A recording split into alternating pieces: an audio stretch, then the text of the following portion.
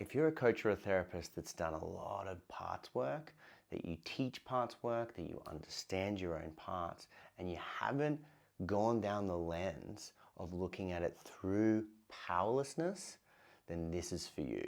And this may be what's missing in your integration of fully understanding how to show up for yourself and the ways that we work, but also how to show up for your clients. Now, I call this the triangle of fire. It's been something that I've been working on for a while because what I believe is that powerlessness is the final boss of doing the work. Now, that might not be for everyone, but it definitely is for a lot of the people in my programs that are so embodied in their work and they've really done so much of the work that they have become it. And what helps that becoming is surrendering to powerlessness. And only then will we fully gain our power, be empowered, and feel incredibly powerful. So, let me run you through it. Now, power is the inverse of powerless. Now, what I'm going to describe first is how this model of fire, the triangle of fire, is really about how big, dark, and massive or shadowy powerlessness truly can be. What we want to start with is understanding what powerlessness is. Powerless is through the lens of AA or NA or 12-step fellowship programs. It's about looking at an identity of behaviors, whether it be, for example, drinking, is that I am powerless over alcohol and my life becomes unmanageable. That is step one, is admitting that we are powerless. Now, if we put that same logic to codependency, people pleasing, staying small, shame, fear, anxiety, or other areas of behaviors that maybe get in the way of us fully stepping into the next expansion of ourself, to be able to feel more fulfilled in the work that we do, to be able to get to the next level of being able to allow more money to come through, when we maybe move into a place that feels like our nervous system is just able to breathe. This is when we have an ability to surrender to powerlessness. So, what I'll do is use my examples of some of my clients, but then also me, in the way that I've experienced powerlessness and still do to this day. Hence why I think it's the final boss. But when we really, really get to the nitty and gritty of powerlessness, is that I can't help it. I can't help but do this thing, to react this way, to move in this direction, to want to grip or grab, to not help but do this behavior. And that can look like many different things. For me, it can look like conflict in relationship and being under a place where I don't feel understood. Then I feel so out of control that I want to try and fix the problem, where I want to try and be angry so that I'm heard. I'm powerless because for so long I've been conditioned that when X happens, I must do Y. Another example might be when I feel myself having to step into the next level of my business, that when the opportunity arises, I get anxious and I can't help but avoid. I'm powerless to being so uncomfortable by that I have to escape it. The powerlessness is in the having to, right? And when we're not slowing it down and careful, really observing, witnessing, and watching, we'll react. we will jump into making sure the negative thing or the bad stimulus doesn't happen to us. So I think there's three main ingredients to powerlessness. Is the impulse that happens within, the meaning that we externally make it mean, and control as to whether or not I'm going to be able to handle the situation or how I'm going to handle the situation. So the impulse we will start with first. Impulse is about how we move with it. It's that feeling somatically in our body that means that I start to feel uncomfortable in whatever way that it shows up. Maybe it's in the grinding of the teeth. Maybe it's in that scringe and crunch of the frustration that might be there. Maybe it's the sudden numb, frozen feeling that can happen. Maybe it's the activation. Maybe it's the shutting down. It's the nervous system impulsivity of what happens when it goes into that titration and starts to be in this what do we do mode. And it's the first indicator that I am in a position where I am almost powerless to then do the thing, whatever that thing might be, or what the thing might not be. For example, I then can't speak, so I shut back and shut down. This can show up in many, many different ways, emotionally, physically, somatically, spiritually, and how it then pulses us through into making a certain decision. Meaning, if we look at meaning through the lens of, if I've made whatever the thing, the stimulus, if I've made it mean that it's a threat, if I've made it mean that if we don't speak up, X equals Y, if I've made it mean that this is negative, if I've made it mean that I am unsafe, if I've made it mean that I must defend myself, whatever the scenario, it's more when something experiences itself around me, I assign a meaning to it. And that is what determines how it lands within me. So when X happens, it's not just X. X then means I'm in trouble. X then means run. X then means I need to go and study more. X then means don't say the thing. Hopefully that makes sense. Control is what I'm going to do. I can't help but do the thing. I now have to react to it. I need to find a way to control the situation. Because if it means this, and the impulse is correct, I've got to act now. Control has this negative connotation, and through this lens, it is about gaining control. But control is doing what it can to regain a sense of okayness in the system, to help ease the impulsivity, to let the meaning be defended against.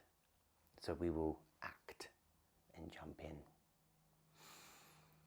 I want you to think about, where in my life do I get so stuck in what I make something mean, which is the thinking, what my feeling of my impulse ends up being within me, that then determines how I then act or do.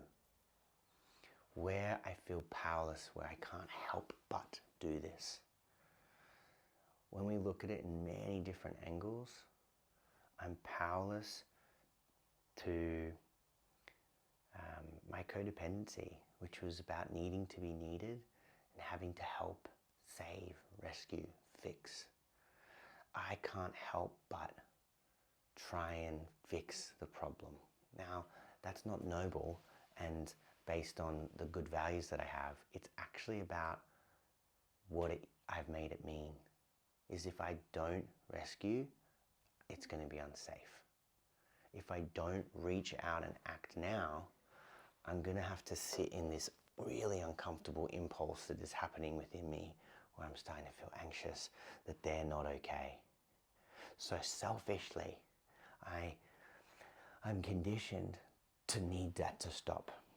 So in one lens it's selfish, in another lens it's I will do whatever it takes to keep myself safe.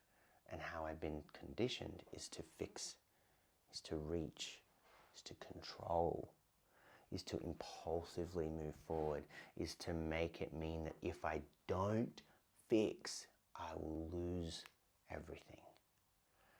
So, you got these three things brewing, intertwining into what it is to be powerless, then I'm going to fall to my knees and have to do the thing.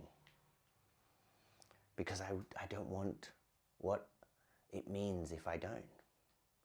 If we don't fix or rescue or be aggressive or stand up for ourselves, the meaning is that we will be something. For me, it might be left, abandoned, hurt. So that's the last thing I want. It might also mean that if I don't matter, or I'm unlovable, or I'm not good enough, so it's going to hit on my shame, which is a whole nother video. It's powerlessness to shame is I'll do whatever it takes to not be not good enough. I will fight against not being lovable by trying to go and get love. So I'm powerless to that. As you can imagine, it will fuck your life up. It is this fire that is then uncontained and so wild in its expression, where it can be so powerful and big that I actually can't contain it, and will do whatever it takes to sort of go through the wrath and destroy everything in its way in the hope that that will make us feel okay at the end. Powerlessness is a wild thing. Addicts will find themselves crawling to the next place to be able to just get one more sip, to one more hit, where they will fucking put themselves in the ground to do so. Powerlessness is relentless. But until we find a way to surrender into powerlessness, can we actually be free? Now, I want to caveat this with really finding compassion. For some people, powerlessness was when they were their most hurt. That moment where they were the most powerless. They were harmed. They were unsafe. They were frozen. They could not protect themselves. So how can you ask someone to be okay and surrender to powerlessness? Very difficult, because they, in that moment, were hurt. So to surrender to that is like waiting to be hurt again.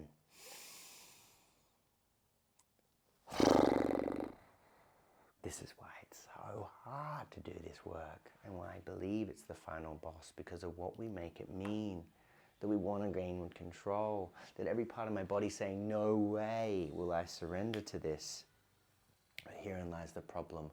We see consequence after consequence after cost of what we don't get in our lives, or what we end up getting because we can't help what happens in our lives. Powerlessness will cause a path of destruction, as much as we're convinced that it will be the opposite of that. It rarely does. So, that thing that happens when we won't surrender is resistance, because I will not. So I rub up against this idea that I have to not do this, or I have to not go and fix, rescue, save, not get angry, not react, not do any of these things.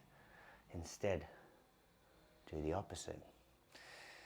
The path to recovery is about looking at this as the complete same model, but in the inverse. To become powerful, to fight against our powerlessness, is to surrender into learning to use the same things that create powerlessness in a different way. Start to learn the pulse of what's happening internally. This is when I start to feel resistance. This is when my body starts to say, you don't like what's happening right now. This is when I can tell I'm feeling that well of anxiety that makes me want to save the day or makes me want to run away. Whatever it is, it's that turn and toil that happens within us, that resistance that starts to get louder and louder.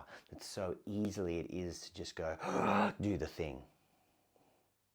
But it is to understand and to learn that pulse, to meet that part of us that wants to do everything in their power to regain power. They're powerless in doing so.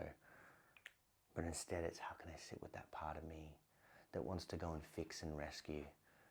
But I know that every time they try and do, to avoid loss, to avoid, disconnection, is actually what creates the loss and the disconnection. So how can I be with that pulse and sit with me and start to slow that part of me down, that we're not going to do that thing. This is the first part of getting our power back. But then they will resist again. They will resist again because they will say, well, this is what it means if we don't. If we don't go and act now, if we don't go and drink another drink, if we don't go and rescue another rescue, if we don't go and run, it means we are unsafe. It means that we don't matter. It means that we are powerless to the point of such fear and pain or shame. So we've got to change the meaning. The complete inverse is, how can I help that part of me understand that that's not what it means? How can I sit with him long enough to help him know that that is the old story, that actually when we sit in stillness, that we lose hardly anything.